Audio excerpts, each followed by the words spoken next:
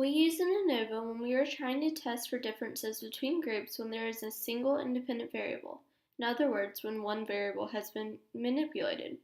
We use a factorial ANOVA to analyze a situation where there is a second independent variable that has been systematically manipulated by assigning people to different conditions, so two independent variables both with different conditions assigned to them. A factorial ANOVA needs one categorical predictor variable with two or more levels, another categorical predictor variable with two or more levels, and a continuous outcome variable. A factorial ANOVA, as complex as they can be, are just forms of multiple regression, or in other words, a general linear model. A two-way or factorial ANOVA is conceptually very similar to a one-way ANOVA, in that we still find the total sum of squared errors and break this variance down into variance that can be explained by the experiment and variance that can't be explained by the experiment. But the factorial ANOVA, the variance explained by the experiment, is made up of two experimental manipulations instead of just one. So the model sum of squares is broken down into variance explained by the first independent variable, second independent variable, and variance explained by the interaction of the two independent variables. The assumptions concerning a two-way ANOVA are the same as a one-way ANOVA. My research topic concerns occupational stress levels varying according to gender and job category. I'm interested in whether job category and gender are related to occupational stress levels in a company.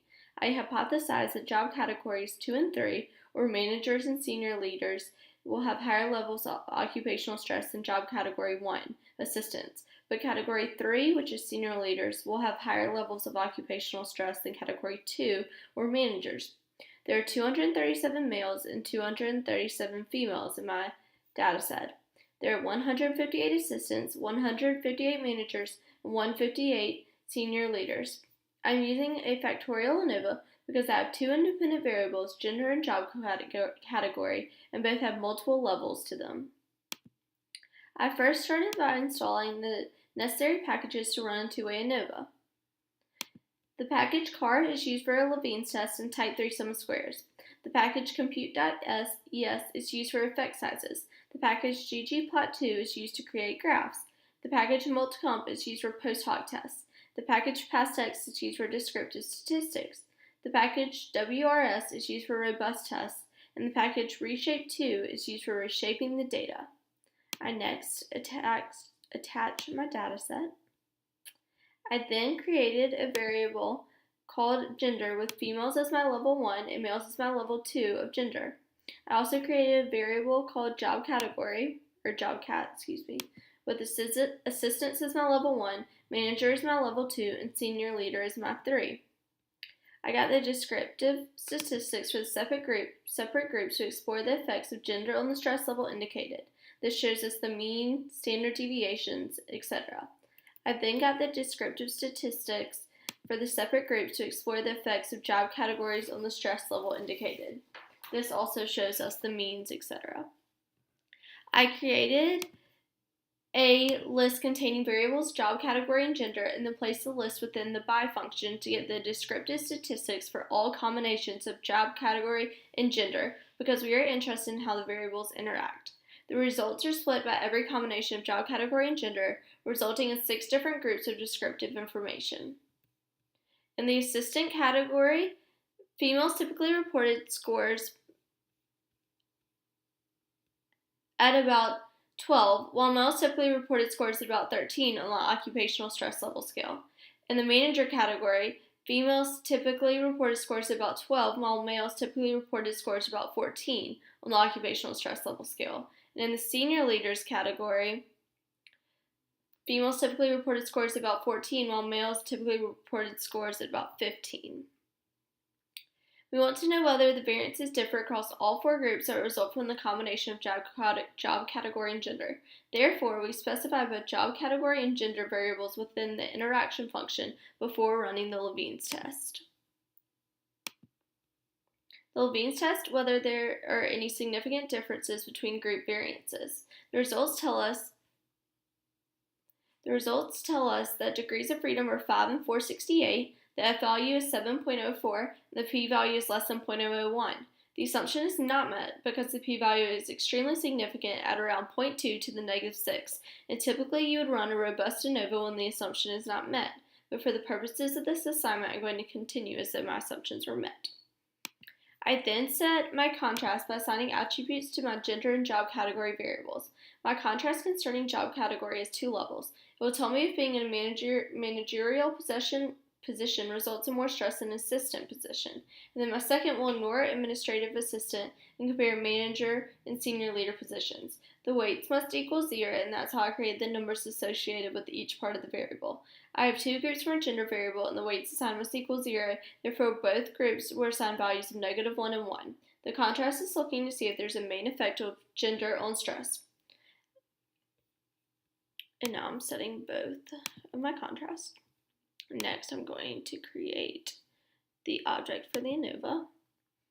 I created a model for the ANOVA which includes the two independent variables of gender and job category and their interaction on the dependent variable occupational stress level. I chose to use a type 3 sum of squares. All effects are evaluated taking into consideration all of the effects in the model, not just the effects that were entered before. I would have chosen a type 1 sum of squares if I wanted a hierarchical regression, in which I put one predictor in the model and then another, and the second predictor would be evaluated after the first predictor. I would have chosen a type 2 sum of squares if I wanted all the effects to be evaluated after taking into consideration all other effects in the model except for higher order effects that include the effect being evaluated. Type 2 and type 3 sum of squares are the same as far as the highest order term is concerned, and type 4 sum of squares are essentially the same as type 3, but they are designed to be used when there is missing data. Now I'm going to run it. And then I can also get the summary of it, which gives us more information. My output tells me whether any of my independent variables have had an effect on the dependent variable. There is a significant main effect of gender. The F ratio is less than 0.01, indicating that gender affected reported occupational stress level scales. This means that overall, when we ignore the job category, gender influenced reported occupational stress levels. There's a significant main effect of job category. The F ratio is less than 0.01, indicating that job category also affected reported occupational stress levels. This means that overall, when we ignore gender, job category influenced reported occupational stress levels. For the interaction between gender and job category, the F ratio equals 0.036, which is less than 0.05, indicating that the effect of job category on occupational stress levels was different for male than female participants. So, since we found this interaction to be significant, there's no reason to interpret the main effects presented earlier, but I did that to show my understanding of reading the report. Next, I looked at the report for the contrast I specified for my two-way ANOVA. Gender 1 on the report is the contrast for the main effect of gender. This is gender 1, and because gender only has two groups, this is the same results as reported by running the ANOVA. There's a significant main effect of gender. The F ratio is less than 0.01, indicating that gender affected reported occupational stress levels. The job category 1 contrast compares the assistant group to the group consisting of managers and senior level leaders. This tests whether the mean of the assistant group is different from the mean of the managers and senior leaders groups combined. The p-value is 0.013, which is smaller than 0.05, indicating a significant difference. So we can conclude that any managerial role, since managers and senior leaders were combined, increases occupational stress levels compared to the job role of assistants. This is actually very misleading because the means for the assistant with a mean of 12.9 and the manager role with a mean of 12.6 are very similar, so the manager role does not increase the reported levels of occupational stress. The comparison is significant because it's testing the combined effect of manager and senior leader roles, and senior leader roles has such a drastic effect that it drags down the overall mean. The job category 2 contrast Job Cat 2 tests whether the mean of the manager group is different from the mean of the senior leader group. The p-value is less than 0.01, which therefore indicates a significant difference between the groups. We can conclude that being a senior leader significantly increases occupational stress levels compared to being a manager.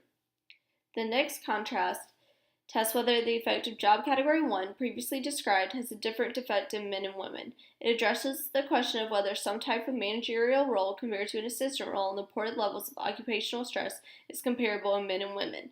The p-value is 0.854, which is not significant, so the answer is yes. The extent to which an assistant role versus a managerial role has an effect on occupational stress levels is different in men and women.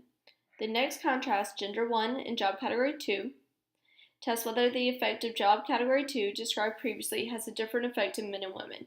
It answers the question of is the effect of a manager role compared to a senior leadership role on the occupational stress level scale comparable in men and women.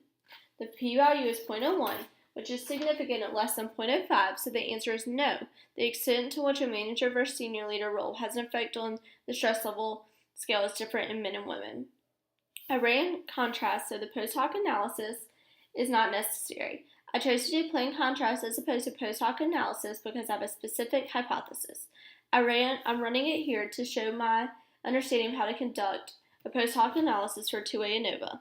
This is for illustrative purposes, but if I was doing this for a research question, I would focus on the interaction effect instead of the job category effect.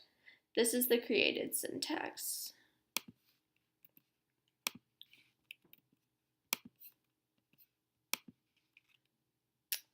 I created plots of my model for the ANOVA to test the assumptions of my data. The residuals first fitted plot, right here, right there, is used for testing homogeneity of variance. The plot has a funnel shape because the spread of scores is wider at some points than others, right here, which implies that the residuals might be heteroscedastic, which is not a good thing. The QQ plot tells us about the normality of residuals in the model. You want your residuals to be normally distributed, which is seen when the dots on the graph hover around this diagonal line. This is the case in our plots, which suggests that we can assume normality of our residuals or errors. Next, we're going to calculate the effect sizes for Factorial ANOVA. We must first compute a variance component for each of the effects, so for gender, job category, and the interaction term, and the error. Then use these to calculate effect sizes for each. In order to get the omega squared value, we use the number of people in each condition, which is 158, number of levels of the first IV, so gender has 2 levels, number of levels in the second independent variable, so job category has 3 levels, the sum of squares for gender, sum of squares for job category, sum of squares for interaction of gender and job category, and the sum of squares for the residuals. The results from this function, when we run it right now, tell us that for the main effect of gender, we get an omega squared of 0.032. For the main effect of job category, we get an omega squared of 0.044. For the interaction of gender and job category, we get an omega squared of 0.011. It's also helpful to see the focus differences between two things than just seeing the overall effects that we saw previously. So we can compute the differences between means for one independent variable at different levels of the other independent variable. So in this example, we can compute effect sizes for the effect of gender at different levels of job category. This first test was run to compare men and women in the job category of assistant, which has a small effect of D equals negative 0.42, R equals negative 0.2. This we're looking at. R is right there, and this is D.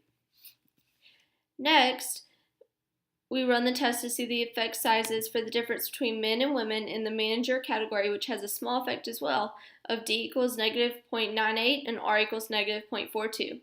The next and final effect size was run to see the difference between men and women in the senior leader category, which has a small effect of D equals negative 0.08 and R equals negative 0.04.